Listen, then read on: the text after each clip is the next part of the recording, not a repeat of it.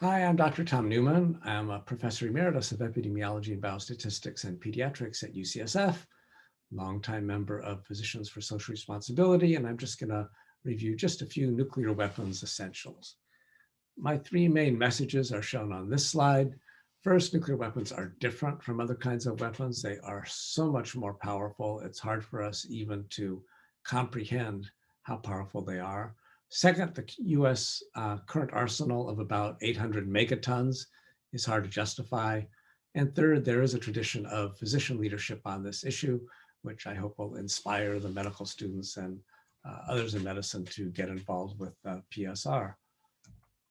So first message, nuclear weapons are different. This is a quote from Albert Einstein. He said, "The unleashed power of the atom has changed everything save our modes of thinking, and we thus drift towards unparalleled catastrophe."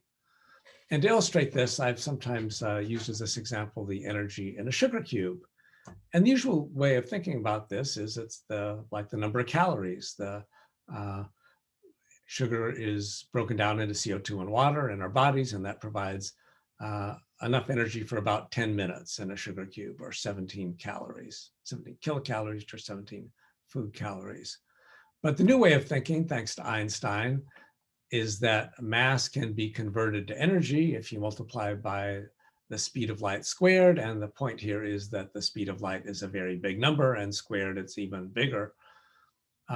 So if we do that, 5 grams times 3 times 10 to the 10th centimeter per second squared, we get a very, very big number, 45 times 10 to the 20th ergs, which would be about 2.15 times 10 to the 10th calories, which would be enough energy to last a human for about 123,000 years, as opposed to 10 minutes. And this is such a big amount of energy that a new unit was developed to express it, and that is the kiloton, which is the energy in 1,000 tons of high explosive like TNT. And we can illustrate that. Back in 1995, the Oklahoma City bombing that did this to the Murrah Federal Building, it was a truck bomb. It was a 2-ton truck. It had about 2 tons of explosives.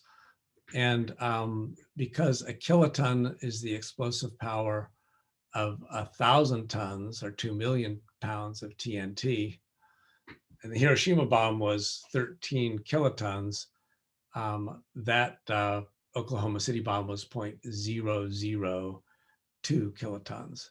So, but even that's not enough. There's another unit, which is a megaton, which is 1,000 kilotons, or 1,000,000 tons of high explosive. The largest nuclear weapons was 20 megatons, or is 20 megatons. Actually, the largest was 50, but it's not, doesn't exist anymore, 20 megatons.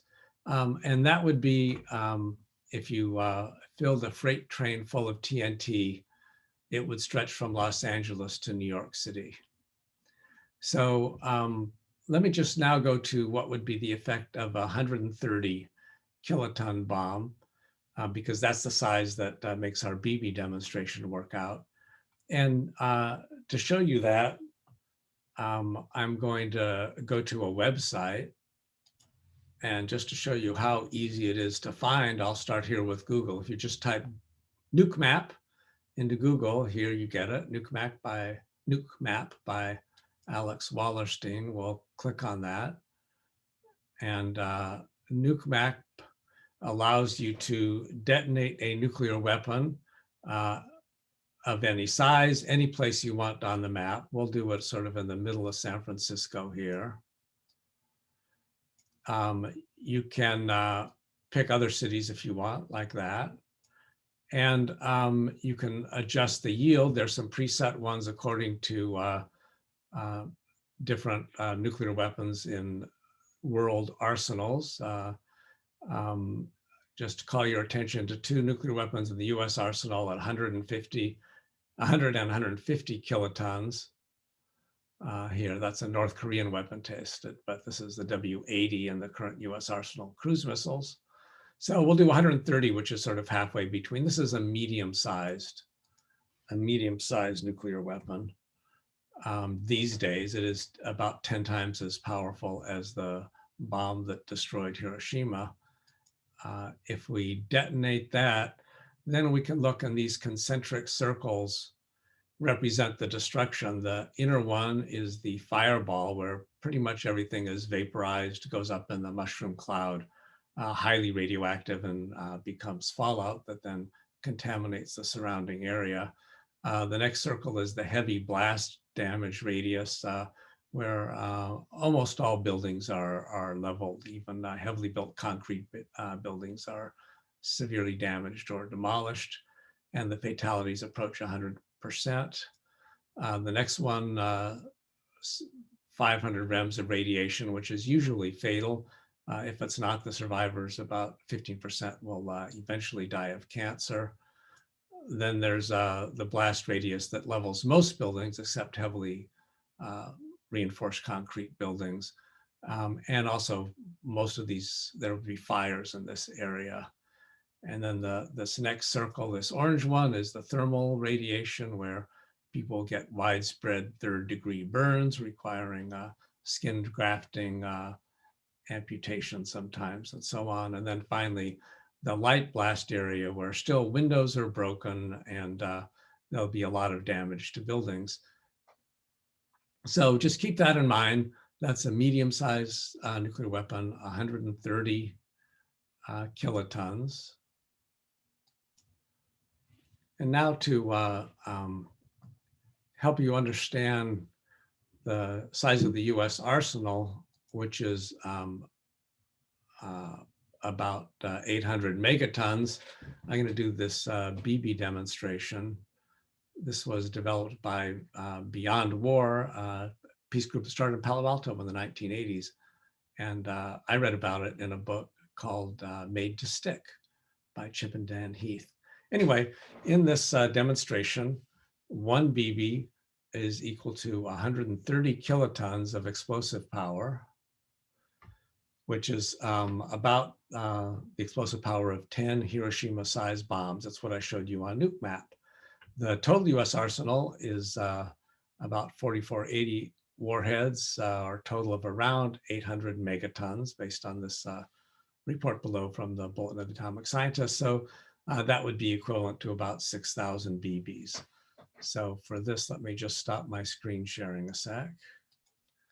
Okay, and what you need for this demonstration is a metal bucket like this one. The metal is important because it makes a good sound. I got this at Home Depot. You need some BBs. It's heavy. I got this jar of 6,000 of them on Amazon. It wasn't very expensive. And then you need a funnel to pour the BBs back in the bottle when you're done. So remember that one BB is like 10 Hiroshima-sized bombs, or the size I showed you on Nuke Map. So that's what it sounds like. Each one of these is destroying a city, or able to completely destroy a city. And this is the current US arsenal, approximately.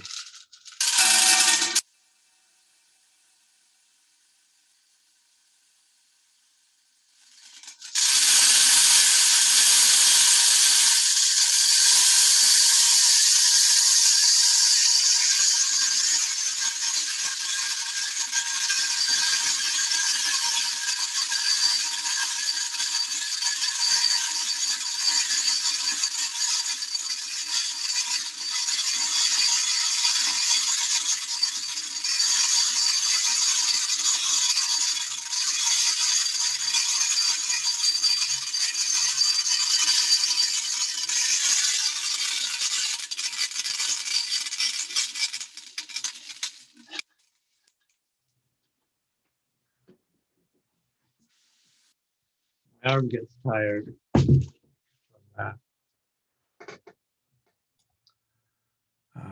Okay, back to screen sharing. So the other thing you need to know is nuclear weapon spending. It's projected to be almost 500 billion, like 50 billion a year for the next 10 years by the Congressional Budget Office.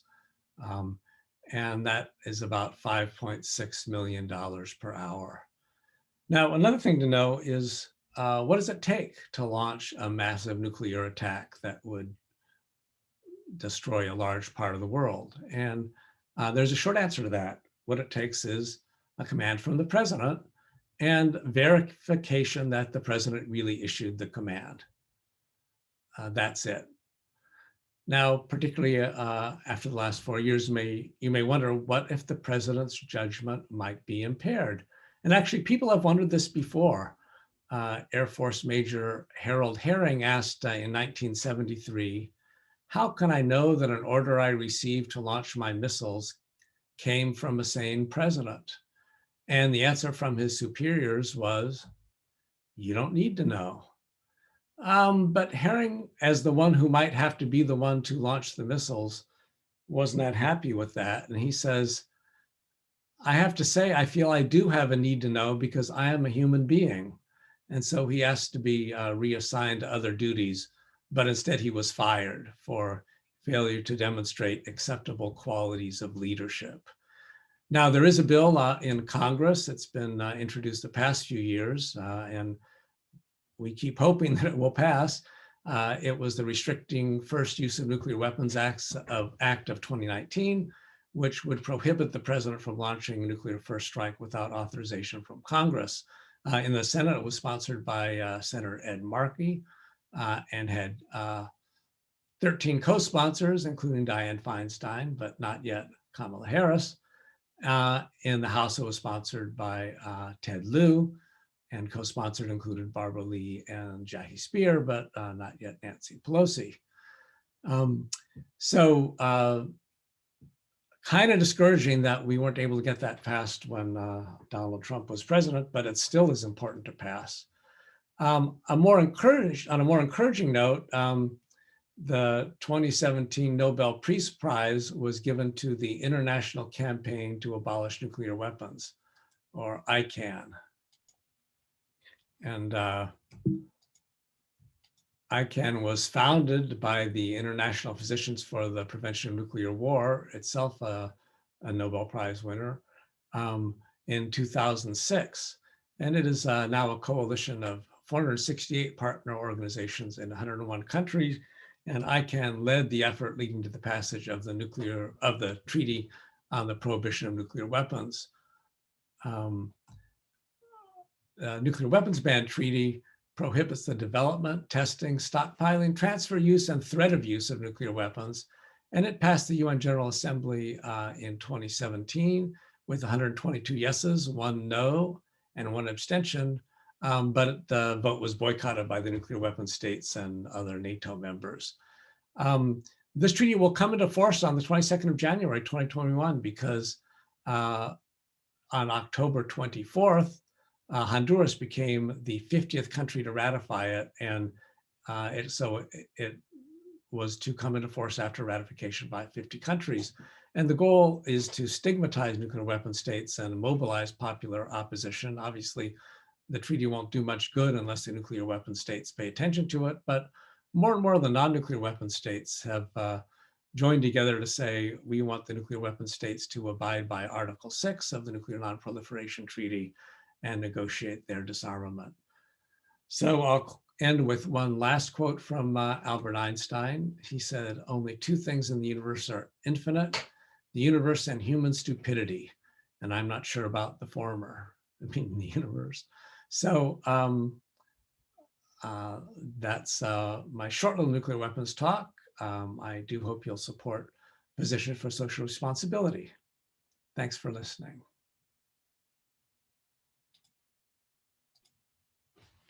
Bye.